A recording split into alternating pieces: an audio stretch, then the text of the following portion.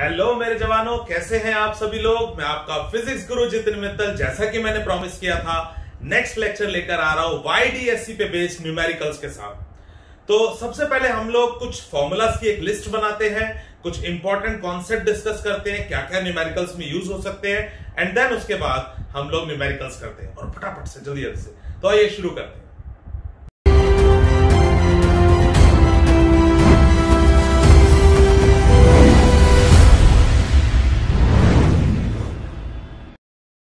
तो दोस्तों सबसे पहले लिस्ट बनाते हैं फॉर्मूलाज की। याद करते हैं, हमारे पास दो स्लिट्स थी, S1 S2, सामने स्क्रीन थी, एक सोर्स स्लिट थी। S1 और S2 की जो स्लिट्स की विड्थ है, लेट्स से उनको मैं W1 W2 बोल देता हूं। लेट्स से इन दोनों वेव से जो स्लिट से जो इंटेंसिटी निकल रही है, लेट्स से वो I1 और I2 बोल देता हूं। तो सबसे पहला कॉन्सेप्ट कि जो इंटेंसिटी फ्रॉम ईच स्लिट है that will be directly proportional to the width of the slit. And हम पढ़ चुके हैं कि जो इंटेंसिटी है वो एम्पलीट्यूड के स्क्वायर के प्रोपोर्शनल होगी। ये दो बातें हमें याद रखनी। थर्ड, हम लोगों ने देखा था स्क्रीन पर किसी भी पॉइंट पे जो इंटेंसिटी होगी उसका formula will be I1 plus I2 plus 2 root I1 I2 cos phi, जहां पर फाई क्या होगा, वो फेज डिफरेंस, जिस फेज डिफरेंस पर स्क्रीन पर किसी भी पॉइंट पे दोनों वेव्स मिलने वाली। आई मैक्स का फॉर्मूला हमारे पास बन गया था root I1 plus root I2 का होल स्क्वायर। आई मिनिमम का फॉर्मूला हमारे पास था root I1 minus root I2 का होल स्क्वायर। ये कुछ बातें हमने पढ़ी थी। फिर हम लोगों ने देखा था स्क्रीन पर एक पैटर्न हमें दिखा था। पैटर्न में अगर मैं राइट फ्रिंजेस की पोजीशन की बात करूं, ब्राइट फ्रिंजेस की पोजीशंस, तो वो मेरे पास आई थी y is equal to n lambda D by D. Central fringe width का थी ब्राइट फ्रिंज 0, ठीक है। Then first bright fringe lambda D by D, फिर 2 lambda D by D, 3 lambda D by D. Then हम लोगों ने पढ़ा dark fringes की पोजीशंस के बारे में। डार्क फ्रिंजेस की पोजीशंस जो बन रही थी वो हमारे पास क्या बनी थी, 2n minus 1 lambda D by 2। 1 put करके देखो हाफ पे आएगा, 2 पुट करके देखो 3/2 पे आ जाएगा। इसी तरह से हमारे पास ये दो फॉर्मूलास अगर याद रखेंगे तो किसी की भी ब्राइट या डार्क फ्रिंज की पोजीशन फाइंड कर सकते हैं। In the last linear fringe width का फॉर्मूला आया था lambda D by D, and angular fringe width का फॉर्मूला आया था लैम्डा बाई डी। ये 8 और 9 फॉर्मूलाज अगर हम लोग याद रखेंगे तो हम लोग आज के न्यूमेरिकल्स को इजीली हैंडल कर सकते हैं। तो आइए इस लिस्ट को कॉपी करते हैं और अब शुरू करते हैं हम लोग न्यूमेरिकल्स। तो क्या कह रहा है दोस्तों, पहला न्यूमेरिकल, इंटरफेरेंस हो रहा है दो सोर्सेस के बीच में, इंटेंसिटीज गिवन है I एंड 4I। इंटेंसिटी क्या होगी, एक ऐसे पॉइंट पे जहां फेज डिफरेंस π/2, तो I net is equal to I1 plus I2 plus 2 root I1 I2 cos π/2। ये टर्म तो 0 ही होगी, cos π/2 इज 0, तो answer is I plus 4I 5। Second part सब कुछ सेम चलेगा, I plus 4I I1 plus I2 plus 2 root I1 I2, and phase difference is given as pi, तो cos पाई की value is -1, तो ये बन गया 5I माइनस 4I। सॉल्व कर सकते हैं इसे, तो मेरे पास ये आंसर आ गया I। तो ये हुआ हमारा पहला न्यूमेरिकल। आइए जल्दी से देखते हैं दूसरा न्यूमेरिकल के। यार सेकंड भी कुछ इसी तरह का न्यूमेरिकल दिख रहा है, I1 और I2 दे रखे हैं और मैक्सिमम और मिनिमम इंटेंसिटी मांग रहा है। तो I मैक्स क्या होना चाहिए, root I1 plus root I2 का होल स्क्वायर, तो ये बन गया root I plus 2 root I का होल स्क्वायर, 3 रूट I हुआ, स्क्वायर करूंगा 9I।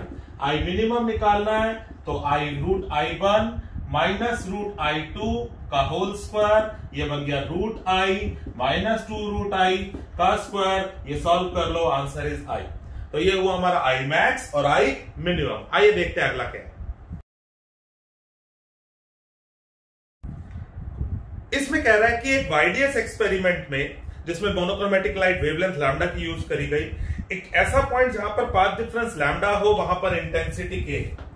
जब पाथ डिफरेंस लैम्डा है तब इंटेंसिटी के, कह रहे जब पाथ डिफरेंस लैम्डा बाय 3 होगा वहां बताओ इंटेंसिटी क्या होगी। तो इस क्वेश्चन को कराते वक्त मुझे ध्यान आया, अभी जब मैं फॉर्मूला लिस्ट बना रहा था तो एक छोटा सा फॉर्मूला मैं और आपके साथ डिस्कस कर सकता था कि अगर दोनों जो स्लिट्स है उनसे इंटेंसिटीज अगर मैं सेम मान लूं तो जो फॉर्मूला है वो I+I+2√II cos phi बन जाएगा, जो सॉल्व करके actually 4I cos square phi by 2 आ जाएगा। तो इसे एज अ फॉर्मूला हम लोग उस लिस्ट में ऐड कर सकते हैं, लर्न कर सकते हैं।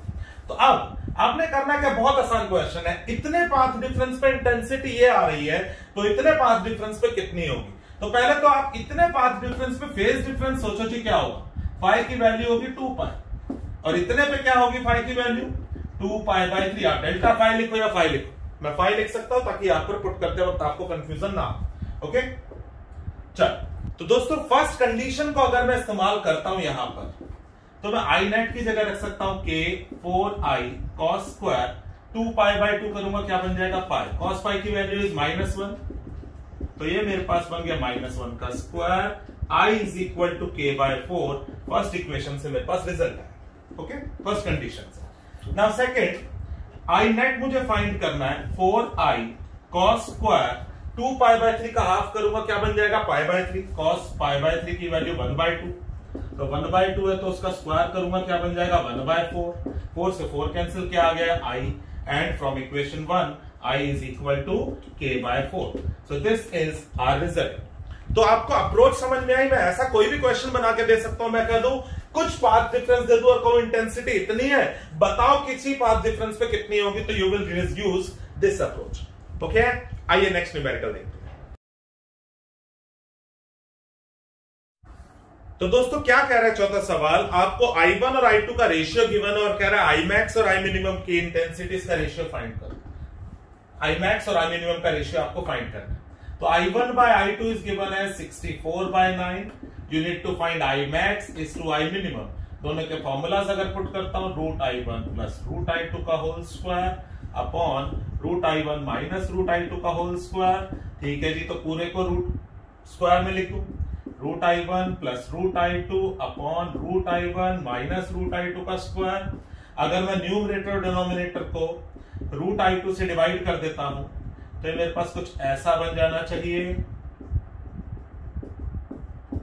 √I1 बाई I2 की वैल्यू पुट कर देता हूं 8/3 प्लस 1 अपॉन 8/3 माइनस 1 का होल स्क्वायर, तो ये मेरे पास बन गया 11/5 का square, that is 121:25। So this is the ratio of Imax upon I minimum। Check कर लीजिएगा, हो सकता है मैंने कैलकुलेशन में कोई मिस्टेक ना कर दी। ओके, चलिए अगला सवाल देखते हैं।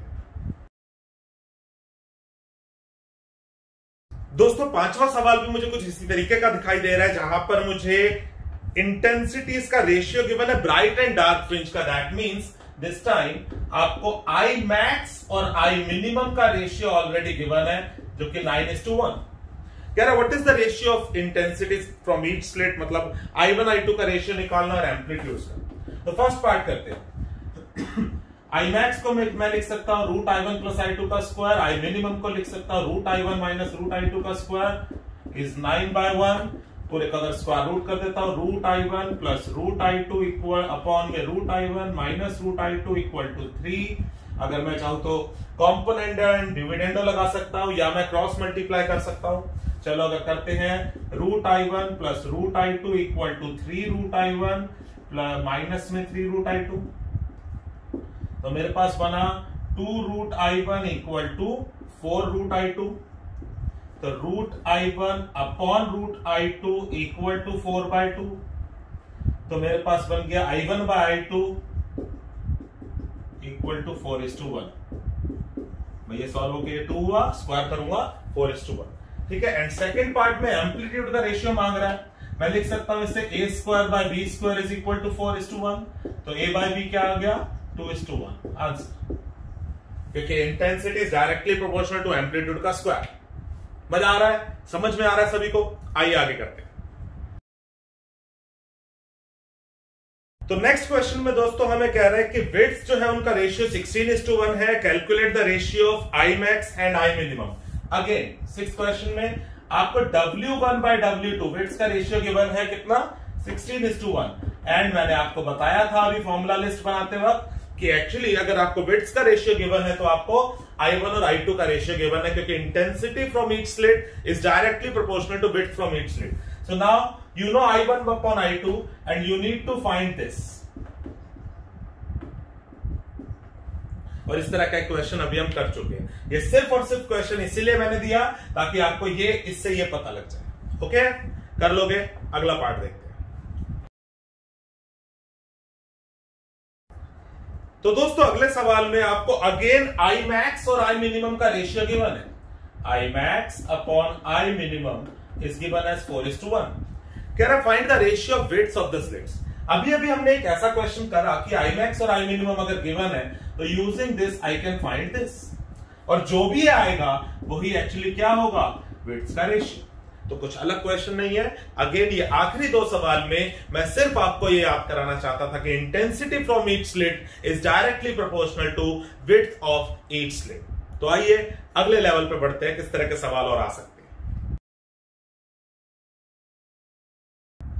तो दोस्तों 8th क्वेश्चन में आपको दे रखा है कि एक YDS एक्सपेरिमेंट में दोनों स्लिट्स के बीच का डिस्टेंस इतना है 0.15 mm. स्क्रीन जो है डबल स्लिट प्लेन से 1 मीटर अवे है. मोनोक्रोमेटिक सोर्स यूज करा गया. वेवलेंथ कितना, 450 नैनोमीटर. आपको कह रहा है बताओ सेकंड ब्राइट फ्रिंज की पोजीशन कहां होगी as compare to central maxima, मतलब central bright fringe, and second dark fringe की पोजीशन कहां होगी with respect to central maxima. तो बहुत सिंपल क्वेश्चन है, सिर्फ आपको ये पता होना चाहिए सेकंड ब्राइट फ्रिंज कहां बनता था. अरे अभी तो देखा था 2 lambda D by D. Lambda पता है, डी पता है, डी पता है. SI यूनिट्स में बदलना मत भूलना. ये तो 1 मीटर ही है. This is 450 into 10⁻⁹ metre. सब कुछ पुट कर दूंगा, बिल्कुल आंसर आ जाएगा. जो भी आएगा वो मीटर में होगा. सेकंड डार्क फ्रिंज का बनेगा 3/2 लैम्डा डी बाई डी.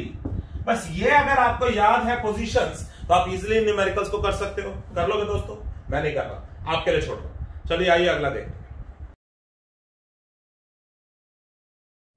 तो दोस्तों अगर 9वें सवाल की आपने इंग्लिश को पढ़ा हो तो आपको पता चला होगा YDS एक्सपेरिमेंट जब इतनी वेवलेंथ से करा तो फ्रिंज विड्थ इतनी आ रही है.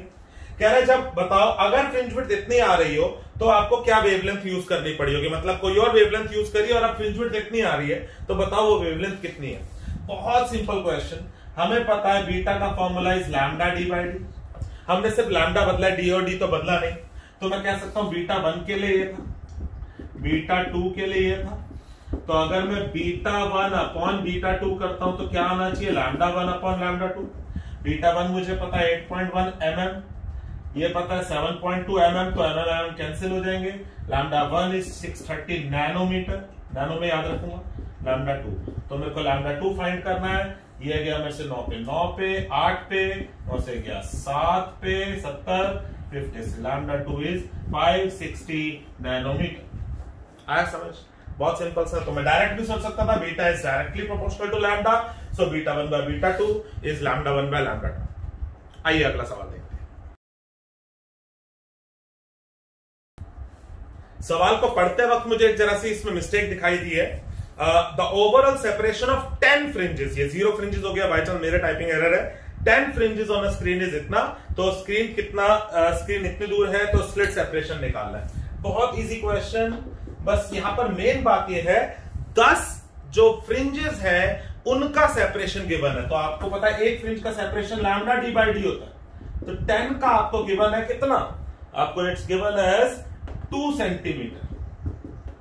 एंड इन द क्वेश्चन आपको स्मॉल कैपिटल डी गिवन है 200 सेंटीमीटर. आपको लैम्डा गिवन है 510 नैनोमीटर. मुझे लैम्डा पता है, कैपिटल डी पता है, स्मॉल डी फाइंड करना है. सर मेन कॉन्सेप्ट क्या था, समझ में आया? वो मिस्टेक पता लग गई मेरी तरफ से थी. 0 लिखा हुआ 10 फ्रिंजेस है, तो ऐसा कुछ भी दे दे. मुझे बोलता है 50 फ्रिंजेस का सेपरेशन इतना, तो मैं 15 two lambda D by d रख दूंगा. ओके, आइए अगला सवाल देखते हैं. इतना बड़ा अनसीन पैसेज मैंने आप लोगों को लिख के दे दिया, पढ़ भी लेंगे हम लोग. और पढ़ के हमें क्या पता लगा, वो कह रहा है जब ये वेवलेंथ यूज करी, स्लिट्स का सेपरेशन दे दिया, आपको बता दिया स्क्रीन कितनी दूर है, तो कह रहा बताओ तीसरी ब्राइट फ्रिंज सेंट्रल मैक्सिमम से कितनी दूर होगी. तो मैं निकाल लूंगा, मैं लिख दूंगा let's say y3 is 3 lambda D by D. 3 लिखना जरूरी नहीं, आप सिंपली y लिख सकते हो. तो मुझे लैम्डा पता है, कैपिटल डी पता है, स्मॉल डी पता है, चलो कैलकुलेट कर ही लेते हैं। 600 नैनो, खुशियों की चाबी नैनो, कैपिटल डी 140 सेंटीमीटर रख देता हूं, कौन रोकेगा, स्मॉल डी 2 mm, तो मेरे पास 2 से ये गया 7 पे, मेरे पास आ गया, ये हुआ 21 ओवर में कितनी बोली होती है 126, है ना, 21 ओवर में कितनी बोली होती है, और मेरे पास 10 की पावर में कितना हुआ -7 हुआ, -2 हुआ, +3 हुआ, तो कितना आ गया -9 + 3 -6। तो थर्ड ब्राइट फ्रिंज यहां पर बन रहा है। अब वो इसी क्वेश्चन में कह रहा है अगर हम वेवलेंथ ऑफ लाइट इतनी कर दे, बाकी सब कुछ वही रखे, तो बताओ थर्ड पोजीशन जो है, थर्ड ब्राइट फ्रिंज की जो पोजीशन है वो कितना शिफ्ट हो जाएगी। तो एक काम करते हैं, नई पोजीशन निकाल लेते हैं, सब कुछ सेम चलेगा, बस लैम्डा में डिफरेंस आएगा। तो 3 इंटू में लैम्डा की वैल्यू कितनी है 480, बाकी सब कुछ तो वही का वही है, रख दो रख दो रख दो, ये ऐसे। अगेन मैं इसको कर देता हूं, इस बार अगेन ये 7 कर देता हूं, मेरे पास ये हो गया 21 इंटू 48, ठीक है ना, 21 इंटू 48 हुआ, और 10 की पावर में चेक कर लेते क्या हो जाएगा इस बार, वहां पर 2 0 थे, यहां पर 1 है, तो यहां पर 10 की पावर -7 आया, तो इसको मल्टीप्लाई कर लेते हैं, 480 हुआ, है ना, सॉरी 960 हुआ, प्लस में 48 हुआ, 8 0 1 कितना आ गया 1008, तो 1008 इंटू 10 की पावर -7 मीटर, या 100.8 इंटू 10 की पावर -6 मीटर। तो शिफ्ट कितना हुआ, ये दोनों को आपस में सब्ट्रैक्ट कर दूंगा तो शिफ्ट आ जाएगा। या अगर मैं इस पार्ट के लिए डायरेक्ट भी ये कर सकता था कि मैं इसका फॉर्मूला रखता और इसका फॉर्मूला रखता और λ1 और λ2 सब्ट्रैक्ट होते हुए दिख जाता। मतलब भाई पहले वाले के लिए ये था फॉर्मूला, दूसरे वाले के लिए ये है फॉर्मूला, तो मैं दोनों को अगर सब्ट्रैक्ट कर दूंगा तो मेरे पास λ1 माइनस λ2 बचेगा, कैलकुलेशन इजी हो जाएगी। ओके, वैसे मुझे ये 25.2 माइक्रोमीटर दिख रहा है आंसर। आया समझ? आइए नेक्स्ट पार्ट देखते हैं। क्या कह रहा है दोस्तों अगला सवाल, एक वाइडियस एक्सपेरिमेंट में इंटरफ्रेंस फ्रिंजेस एक ऐसी स्क्रीन पे बनाई जो कैपिटल डी डिस्टेंस दूर है। कह रहा है अगर स्क्रीन को मूव कर दिया towards the slit by 50 mm, मतलब कि जो नया डिस्टेंस है वो एक्चुअली ये, ओके, या मैं कह सकता हूं change in D is this much, the change in fringe width is found to be इतना। तो मतलब मैं कह सकता हूं नया जो बीटा होगा वो बीटा माइनस दिस मच आया होगा। मैं ऐसा क्यों सोच पा रहा हूं कि बीटा माइनस होगा, beta is lambda into capital D by small D, तो अगर मैंने कैपिटल डी को घटाया है तो ऑब्वियसली बीटा भी घटा होगा। Okay, now if the separation between the slits is 1 mm, small d is given as 1 mm, तो मुझे कह रहा है calculate the wavelength of light use, lambda is required. तो मैं क्या करूंगा, बहुत सिंपल, बीटा हमें पता ही होता है, तो क्या मैं कह सकता हूं delta beta is lambda delta D by d, बहुत सिंपल, डायरेक्ट करो। तो delta beta is given as 3 into 10 to power -5, lambda निकालना है, delta D is given as 50 into 10 to power -3 mm में, और स्मॉल डी मुझे गिवन है 1 mm 10 to power -3, चल भाई बाढ़ में कर, चलो जी लैम्डा आ गया मेरे पास 3/50 इंटू 10 टू पावर -5, या मैं ऐसे कह सकता हूं 0.6 इंटू 10 टू पावर -6 मीटर, ठीक है, ये बनेगा ना, बिल्कुल सही। या मैं इसे 600 नैनोमीटर भी बोल सकता हूं, 600 नैनोमीटर, चेक कर लेना कैलकुलेशन। ओके, तो आइए लास्ट सवाल पे आते हैं, most important question of this lecture and this topic. दोस्तों अगले सवाल में कह रहे हैं बीम ऑफ लाइट है जिसमें दो वेवलेंथ्स का इस्तेमाल करा गया, 600 और 800 नैनोमीटर, और इंटरफ्रेंस फ्रिंज जिसपे ऑब्टेन करा गया स्क्रीन पे। कह रहा है लीस्ट डिस्टेंस बताओ सेंट्रल मैक्सिमम से जहां पर bright fringes due to both wavelengths coincide. अब इस सवाल को ध्यान से थोड़ा समझते हैं। अगर सिर्फ मैं एक ही वेवलेंथ यूज कर रहा हूं तो मेरे पास एक पैटर्न मिला जिसमें फिक्स्ड फ्रिंज विड्थ की मेरे पास फिक्स्ड विड्थ की फ्रिंजेस ऑब्टेन है। अब अगर मैं दो वेवलेंथ्स की यूज कर रहा हूं तो मतलब अब होगा क्या कि एक वेवलेंथ वाली की फ्रिंजेस बनेगी और एक दूसरे की भी फ्रिंजेस बनेगी। भाई सेंटर पे तो ऑब्वियसली दोनों के ब्राइट फ्रिंज कोइंसाइड हुए होंगे, बस फर्क क्या होगा, दोनों की विड्थ्स डिफरेंट होगी। लेट्स से एक की वजह से अगर ब्राइट ये बना है तो सपोज एक की वजह से कुछ ये बना, लेकिन सेंटर पर तो दोनों कोइंसाइड हुए होंगे। अब जरा सोचो, इसी विड्थ के अकॉर्डिंग अगर चलूं तो इसकी नेक्स्ट ये होगी, फिर नेक्स्ट ये होगी, है ना, ये डार्क, ये डार्क। अब यहां पर सोचो, इसकी वजह से अगर मैं देखूं तो इसकी नेक्स्ट कुछ ये होगी, कुछ इस तरीके से। Let's,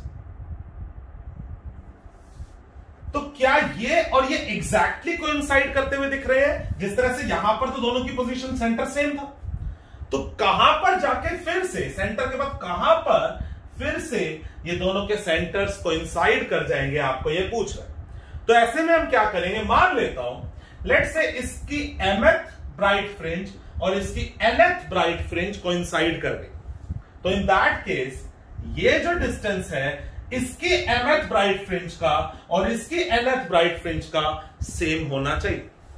let's say this is lambda small, let's say this is lambda large. तो मैं लिखूंगा कैसे, प्रेजेंटेशन कैसे होनी चाहिए, let mth bright fringe of lambda small यानी 600 nanometre and nth bright fringe of lambda large यानी 800 नैनोमीटर कोइंसाइड्स। Therefore, मैं कह सकता हूं m lambda d by D, lambda small और n lambda large d by D should be equal. तो मेरे पास आ गया डी तो भाड़ में गए, m इंटू 600, n इंटू में 800, m इज टू n की वैल्यू मेरे पास आ गई 4/3 और I can say m is 4 and n is 3। या मैं कह सकता हूं कि therefore fourth bright fringe of this wavelength coincides with third bright fringe of 800। लेकिन आपको तो क्या फाइंड करना है, आपको एक्चुअली डिस्टेंस फाइंड करना है। तो अब या तो इसकी फोर्थ की डिस्टेंस पोजीशन निकाल दो या इसकी थर्ड की। दैट्स रिक्वायर्ड डिस्टेंस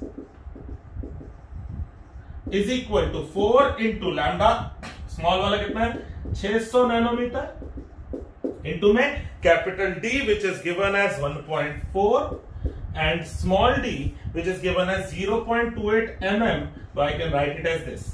तो इसको हटाता हूं, चल भाई 10 आ जा नीचे, ये गया 2 पे, ये गया 2 पे, 2 और 6 हो गया 12, 10 की पावर देखते हैं, 2 माइनस 9 माइनस 7 हुआ, ऊपर जाके माइनस प्लस में 2 हो गया और माइनस में 3, तो 12 mm। ये मेरी राइटिंग को क्या हुआ 12 mm। तो आई होप दोस्तों ये बहुत इंपॉर्टेंट न्यूमेरिकल आपको समझ आया हो और आज की क्लास आपके लिए, आज का लेक्चर आपके लिए बहुत फायदेमंद रहेगा। YDSC का न्यूमेरिकल्स हम लोगों ने डिस्कस कर लिए हैं और YDSC इतने लेक्चर्स में आज फाइनली हमने कंप्लीट कर लिया है। बी रेडी, क्योंकि कुछ ऐसे टॉपिक अब डिस्कस करने वाला हूं मैं जिनमें बच्चे एक्चुअली एक्सपेक्ट करते हैं कि ओए तो तोड़ गए भाई ये क्या हो गया, एक्सपेक्ट करते हैं कि यार शायद कुछ मेरे को समझ आ जाए बार बार पढ़ने में। तो हम कोशिश करते हैं डिफ्रैक्शन ऑफ लाइट को समझने की नेक्स्ट लेक्चर में। Stay tuned with me, channel को सब्सक्राइब कर दीजिएगा, लाइक कर दीजिएगा, शेयर कर दीजिएगा। लव यू ऑल, आपके फिजिक्स गुरु की तरफ से। Bye bye.